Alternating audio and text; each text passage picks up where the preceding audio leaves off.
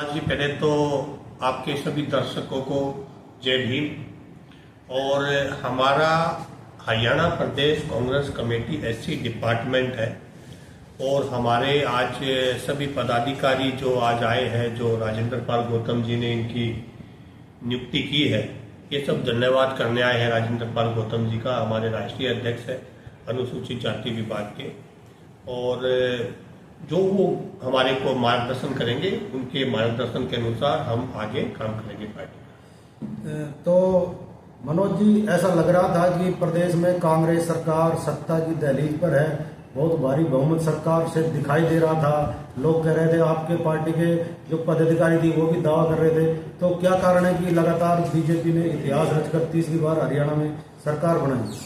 नहीं जी, देखिए, हमारे जो एससी समाज के लोगों ने कांग्रेस पार्टी में बढ़ चढ़कर भागीदारी की है और उसी का नतीजा है कि हरियाणा में 10 में से 5 लोकसभा की सीटें हम जीते हैं। और जो हमारे न्याय योद्धा जननायक राहुल गांधी जी ने जो बेड़ा उठाया कि तो ये बीजेपी के लोग बाबा साहब के द्वारा रचित संविधान को बदलने की जो ये बात करते हैं, और राहुल गांधी जी हमेशा आगे आके अग्रिम भूमिका में आगे आके हमारे समाज की लड़ाई लड़ते हैं, हमारे समाज के मुद्दों को उठाते हैं। और हमारा भी फर्ज बनता है, और खासकर हमारे दलित समाज के साथियों का फर्ज बनता है कि हम भी राहुल गांधी जी के साथ कंधे से कंधा मिलाकर उनका साथ दें। और उसकी भूमिका हमारे राष्ट्रीय चेयरमैन जो राजेंद्र पाल गौतम जी है, वो अग्रिम भूमिका में राहुल गांधी जी के साथ है। और ये सब यहाँ पे जितने भी जो टीम बैठी है, ये सब राजेंद्र पाल गौतम जी की टीम है। देखिए, बीजेपी वाले लगातार आरोप लगाते हैं कि 5-5 सीटें आप जनता ने कांग्रेस को दी थी लोकसभा चुनाव में। क्या वो जो बहुमत था उसका आप विधानसभा चुनाव में क्या टिकट वितरण गलत हुआ, या जनता ने ही कांग्रेस को नकार दिया? देखो जी, बहुत सारी चीजें होती है, कोई एक विषय नहीं होता, कई सारी चीजें होती है। सबसे बड़ा विषय तो ये है कि जो बीजेपी ने जो ये लोगों की जीत नहीं है, ये तो आजकल राहुल गांधी जी ने बहुत बड़ा मुद्दा उठा रखा है। तो वोट चोरी के द्वारा बनी हुई सरकार है।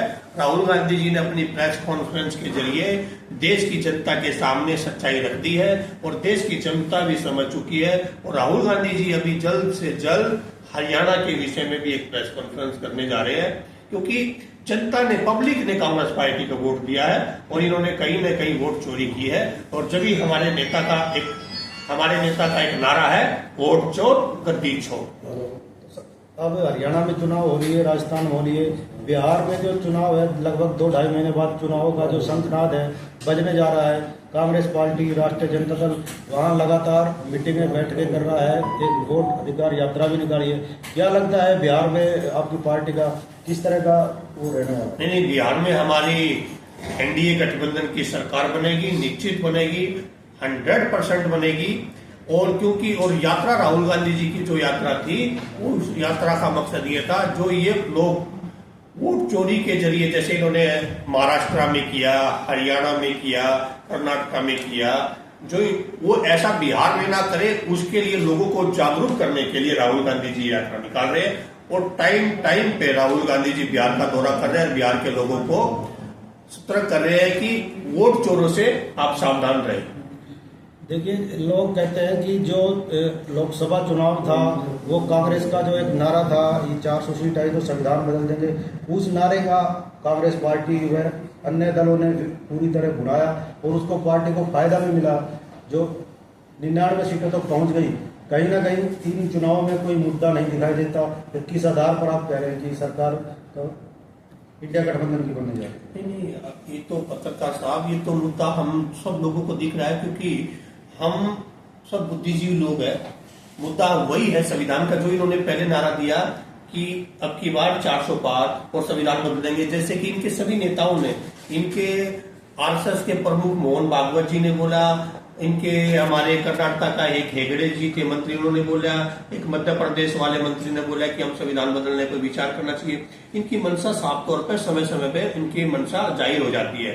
अब बिहार में यही मुद्दा तो है संविधान का, वही तो संविधान की रिक्शा है, वही तो संविधान की राहुल गांधी जी बात करते हैं कि वोट चोरी, क्योंकि चाहे गरीब हो, चाहे अमीर हो, चाहे वो एक मजदूर हो, मेरे हमारे समाज के जैसा, चाहे वो अंबानी हो, सबको एक ही वोट का अधिकार है ना। हमारे समाज के लोगों की, गरीब लोगों की वोट ना चुराए, वही तो ये संविधान बदलने की बात, संविधान में इनकी बात करते हैं। ये उनका मेन मकसद ये है कि बाबा साहब के संविधान को कमजोर करो, और बाबा साहब के संविधान को कमजोर करके बीजेपी की पार्टी को सत्ता में लेके आओ, और ताकि जो गरीब समाज को बाबा साहब ने हर एक इंसान को एक वोट का अधिकार दिया था, आगे इनको वोट का अधिकार इनका खत्म हो जाए। ये सब बीजेपी की चाल है, साजिश है, लेकिन देश की जनता के सामने राहुल गांधी जी ने सच्चाई रखी। देखिए, लगातार सत्ता पक्ष के लोग आवाज उठाते रहे कि लगातार 11 साल से कांग्रेस का संगठन नहीं बना था, क्या उसका भी खामियाजा पार्टी को भुगतना पड़ा? नहीं जी, ऐसा कुछ नहीं है। हमारा चाहे 11 साल के बाद संगठन बनाओ, हरियाणा के अंदर कांग्रेस पार्टी बहुत मजबूत स्थिति में है, और अभी संगठन बन गया, अभी और स्थिति में है। क्योंकि मैं एससी डिपार्टमेंट का चेयरमैन हूं, तो मैं अपने एससी डिपार्टमेंट की बात करता हूं कि हमारा एससी डिपार्टमेंट का संगठन हमेशा कांग्रेस का संगठन बना है।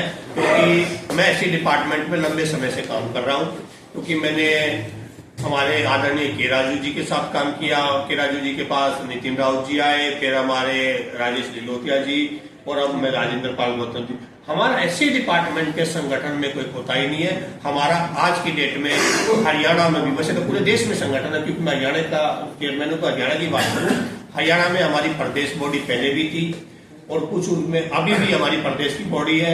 अभी हमारे जिलों के सभी जिला अध्यक्ष नियुक्त हो गए हैं। अभी हमारी जिलों में जो जिलों की कमेटियां, उसका गठन होगा, और सभी ब्लॉक, जितने भी हमारे 172 लगभग के ब्लॉक है, सभी ब्लॉकों के अध्यक्षों की नियुक्ति होगी। एससी डिपार्टमेंट के लोगों की बता रहा हूं मैं, डिपार्टमेंट की। तो हमारे यहाँ संगठन बिल्कुल दुरुस्त है, और जो मेन कांग्रेस की आप बात करें, वहां भी मेन कांग्रेस कमजोर नहीं है। संगठन ना होते हुए भी हम बीजेपी को चुनौती देते हैं, तो जब हमारा संगठन बन गया तो हम कितने मजबूत होंगे, आप ही सोच सकते हैं। देखिए, लगातार कांग्रेस पार्टी पर ये आरोप लगता रहा है कि वो पार्टी व्यक्ति विशेष के साथ रही है। क्या पार्टी के पास कोई ओबीसी का चेहरा है, बड़ा चेहरा प्रदेश का? हमारे पास एक नहीं सर, अनेकों चेहरे हैं ओबीसी के। अब किसी का एक का नाम लेना उचित नहीं है, क्योंकि मैं बहुत छोटा कार्य करता हूं, और खाली ओबीसी पे नहीं, हमारे यहाँ हर समाज में कांग्रेस पार्टी के पास लीडरशिप है, चाहे वो दलित हो, ओबीसी हो, जनरल हो, ब्राह्मण, हर जगह हमारे पास लीडरशिप है। लीडरशिप के पास लीडर्स, मतलब हमारी हाई कमान के पास कोई लीडरों की कमी नहीं है, हमारे पास अनेकों लीडर है। सर, लगातार सत्ता पक्ष के लोग आरोप लगाते हैं कि राहुल गांधी अकेले हैं, वो इतना संघर्ष कर रहे हैं, 4000 किलोमीटर की पैदल यात्रा की, लेकिन जो जमीन पे जो कार्यकर्ता है, वो उनकी बातों को, उनके मुद्दों को आम जनता तक नहीं उठा पा रहे हैं, ना जनता की आवाज के खिलाफ वो सड़कों पे उतर रहे हैं, इसलिए पार्टी धरातल पर जा रही है। इस पर क्या करें?